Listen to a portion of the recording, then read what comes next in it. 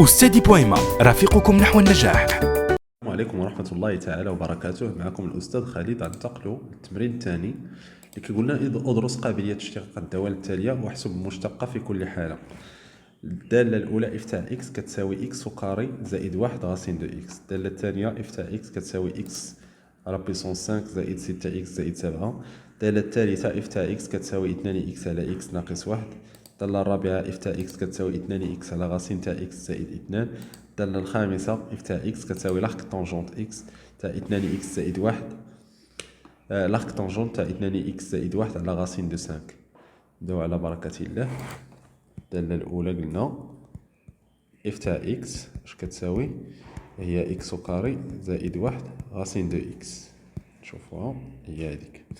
دونك هاد الدالة بغينا نبينو قابلية الاشتقاق ديالها. غتقول لدينا الدالة إكس جذر إكس كي دايرة قابلة للاشتقاق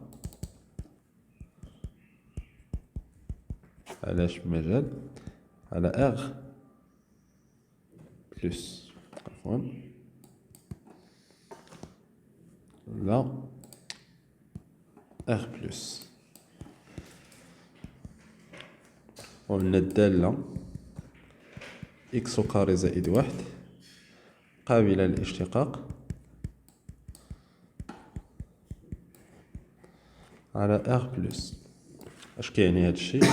جداء دالتين قابلتين للاشتقاق هي دالة قابلة للاشتقاق. دونك هذه دالة قابلة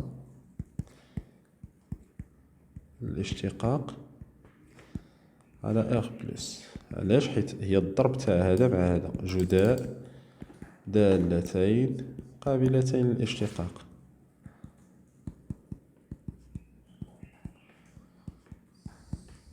مزيان. دونك بينا دابا بان اف قابل للاشتقاق. دابا ما علينا غير نحسبو اف بريم كيلكو سوا اغ ابارتيان اغ بلس. اش عندنا؟ اف بريم تاع اكس اشنا هي؟ عندنا هي اكس او كاري زائد واحد بريم مضروبة في جي تاع اكس زائد اكس او كاري زائد واحد مضروبة غاسين تاع اكس بريم. اش القاعدة كتقول لنا الا كانت عندنا اف مضروبة في جي لو تو بريم شحال كتساوي؟ كتساوي هي اف في جي بريم زائد جي بريم في اف. هذه هي القاعدة اللي طبقت هنايا. مزيان. اذا نكملو.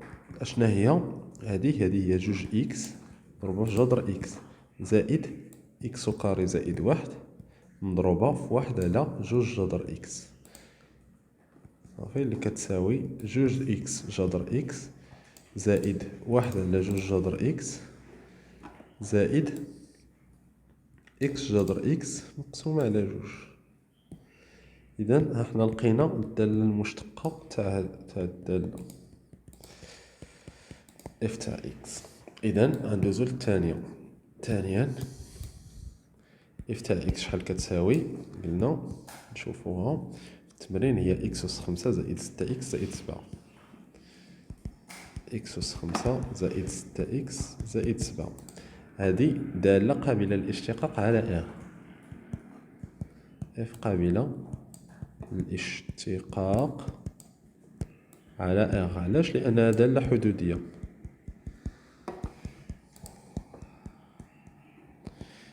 إذا غنمشيو نحسبو اف بريم تاع اكس كيلكو سوا اكس ابارتيان ل ار. اش كتعطينا؟ هي 5 اكس أس 4 زائد 6.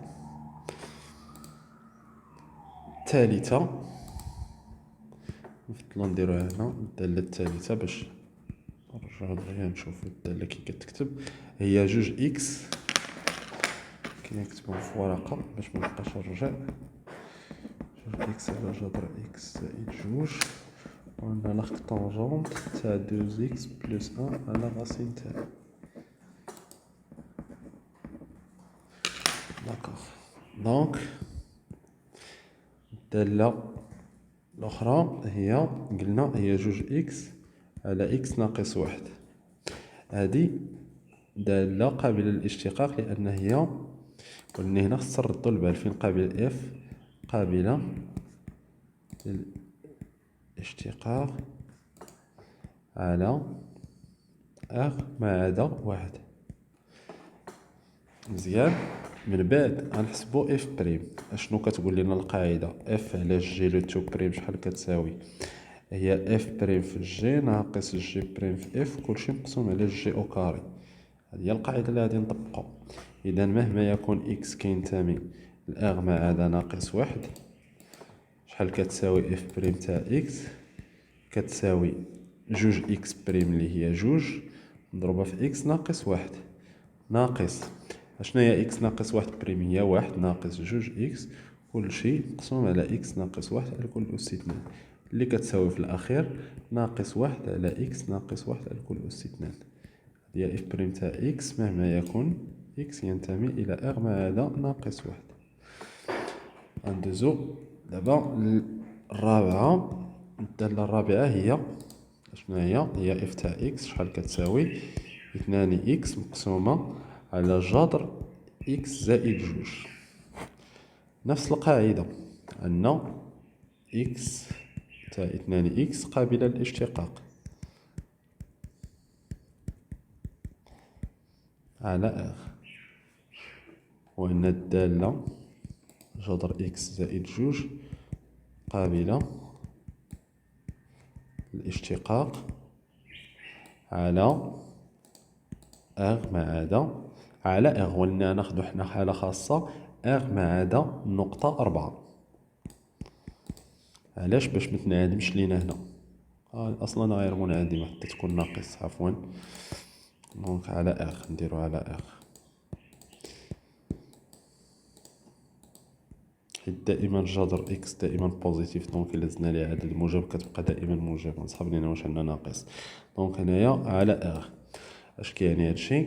كيعني بان القسمة ديالهم وعندنا جذر اكس زائد جوج يخالف الصفر مهما يكون اكس كينتمي الى اغ. اذا القسمة ديال هادو بجوج دالة قابلة للاشتقاق. اذا اف دالة قابلة للاشتقاق على اغ. غنمشيو نحسبوها. مهما يكون اكس ينتمي الى اغ، اف بريم تاع اكس شحال كيساوي؟ قلنا جوج اكس لو تو بريم هي جوج مضروبة في جذر اكس زائد جوج ناقص جوج اكس مضروبة فاش؟ اشنا هي بريم تاع جذر اكس زائد جوج؟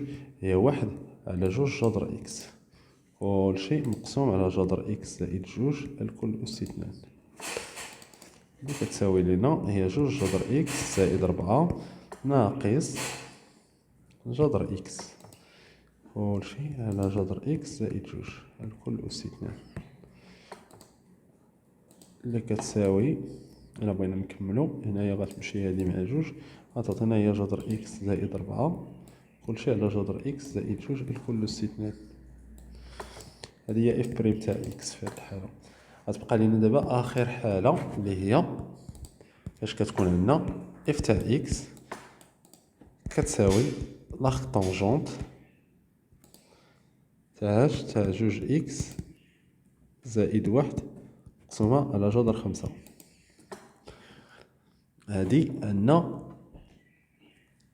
جوج اكس زائد واحد مقسوم على جذر 5 دالة قابلة للاشتقاق على اغ. علاش؟ حيت دالة حدودية. عندنا لاغ طونجونت دالة قابلة للاشتقاق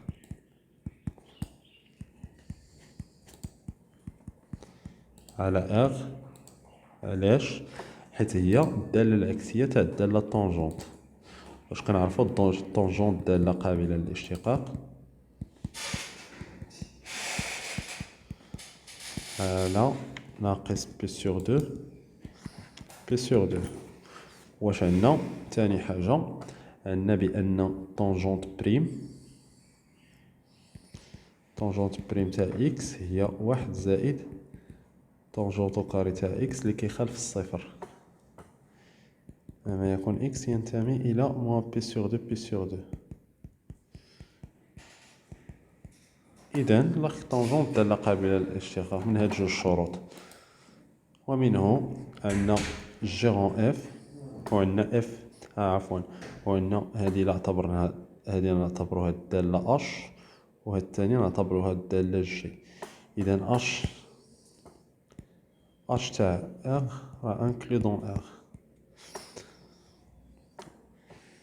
هاد الشروط كاملين كيبين لنا بان الجيرون اف الجيرون اش دالة قابلة للاشتقاق، بمعنى لاغك طونجونت تاع جوج اكس زائد واحد على جذر 5 دالة قابلة للاشتقاق على ار. مزيان. اللي بينا دالة قابلة للاشتقاق يمكن لنا نحسبوا له الشقة ديالها دابا. لاغك طونجونت تاع جوج اكس زائد واحد مقسوم على جذر 5 على تو بريم، شحال كيعطينا هو بريم تاع هادي هو جوج اكس زائد واحد على جذر 5 على تو بريم زائد جوج اكس زائد واحد على جذر 5 او كاري. كملنا الحساب ديالنا. شحال كتساوي هادي؟ هي جوج على جذر 5 مقسومة على واحد زائد جوج اكس زائد واحد او كاري مقسومة على 5 اللي كتساوي